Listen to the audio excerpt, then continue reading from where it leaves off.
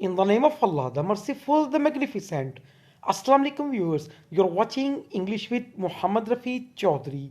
Viewers, इस video में हम फर्स्ट ईयर की इंग्लिश की book unit number 3 the echoing green written by William Blake की exercise reading and critical thinking discuss कर रहे हैं और हम इसमें एक्सरसाइज के क्वेश्चंस एंड आंसर्स को डिस्कस करेंगे। आइए वीडियो को स्टार्ट करते हैं। Question number 1, what pattern of rhyming do you see in the poem? इस नज़म में किस किस्म का राइमिंग का तरीकाकार आप देखते हैं and how does it affect the mood, और ये मूड पर किस तरह असरअंदाज होता है। This poem consist of 3 stanzas, 3 stanzas हैं, 3 बंद हैं, कंटेनिंग 10 लाइन्स ईच, हर बंद की 10 लाइन्स 10 वर्सेस हैं। It primarily uses iambic tetrameter.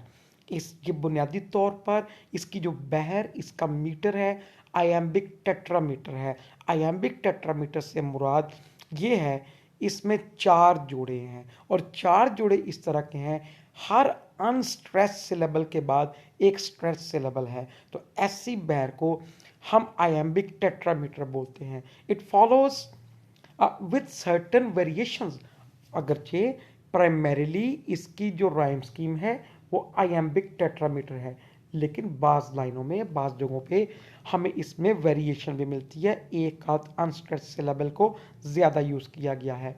It follows an A B B C C D D E E rhyme scheme.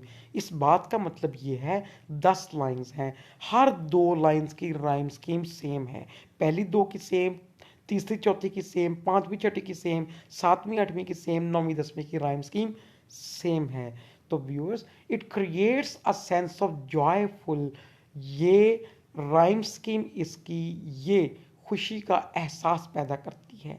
Child like simplicity, बचगाना सादगी का, and rhythmic melodic quality, और ये इस नज़म में रिदम और साथ ही उसमें मधुरपन जैसी खूबियाँ पैदा करती है। मिररिंग द थीम्स, और ये जो थीम है इस पोएम के उनको भी दिखाती है, और वो थीम कौन से हैं? ऑफ चाइल्डहुड, बचपन एंड इनोसेंस और सादगी।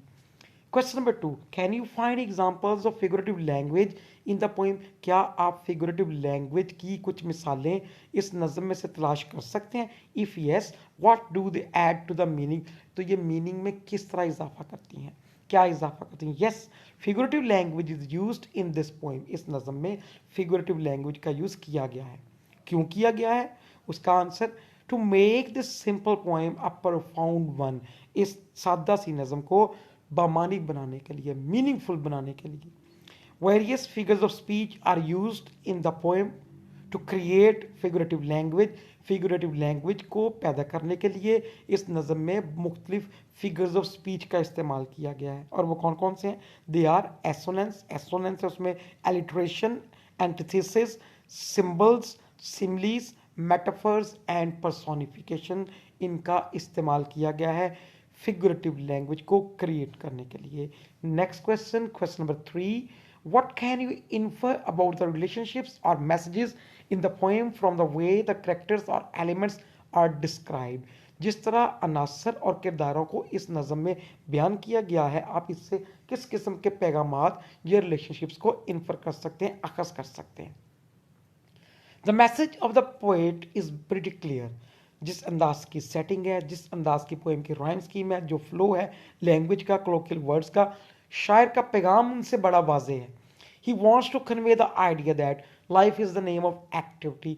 ज़िंदगी चहल पहल, सरगर्मी का नाम है। जिस तरह उसने सेटिंग को बताया, सूरज का निकलना बताया, परिंदों की चहचहाट, घंटियों की आवाज़, बच्चों का खेलना बताया, तो ये दिखाता है कि ज़िंदगी सरगर्मी का नाम है। और दूसरे वर्ड हम ये कह सकते हैं इनर्शिया इज डेथ, जमूद मौत है।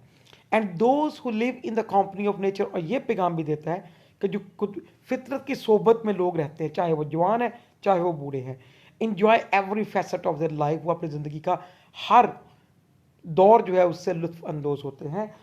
अगर वो बूढ़े हैं, even though they find their own joys, वो अपनी खुशियाँ ढूंढ लेते हैं। They find their joys not even in place, but in their reminiscences, अगरचे वो खेल नहीं सकते, खेलों में नहीं बल्कि वो अपनी यादों में अपनी खुशियाँ ढूंढ लेते हैं।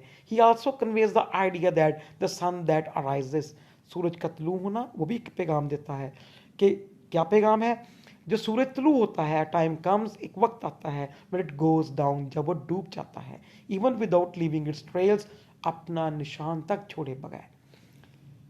Last question, how would you put the main idea of the poem into your own words, इस नज़म के मरकजी ख्याल को आप अपने अल्फाज में किस तरह बयान करेंगे। The echoing green, the simple and somewhat pathetic poem of William Blake, William Blake की सादा सी मगर किसी हद तक दुखी कर देने वाली नज़म है।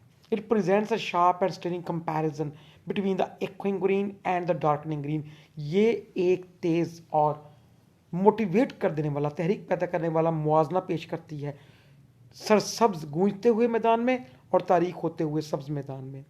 सनराइज एंड सनसेट, सूरज के तुलू होने में, सूरज के गुरूब होने में। रिक्रिएशन एंड रेमिनिसेंस, तफरी में और याद में। And childhood and old age, जवानी, बचपन और बुढ़ापे में। It is also a beautiful description of nature, फितरत का बड़ा खूबसूरत बयान है ये नज़म। It suggest a therapy of depression, tension and anxiety, ये नज़म इलाज भी तजवीज़ करती है डिप्रेशन का, परेशानी का, तनाव का और बेचैनी का। आइडेस्ट, that is go in the lap of nature, जाइए फितरत की गोद में बैठिए। लाफ अवे योर केयर्स, अपनी परेशानियों को हंस के उड़ाइए। And enjoy every phase of your life, और अपनी ज़िंदगी के हर दौर से लुत्फ उठाइए। Viewers, this is all from my side. Video अच्छी लगे लाइक करें, ऐसी वीडियोस देखने के लिए चैनल को सब्सक्राइब करें, बेल आइकन ऑन करें। अल्लाह हाफिज़।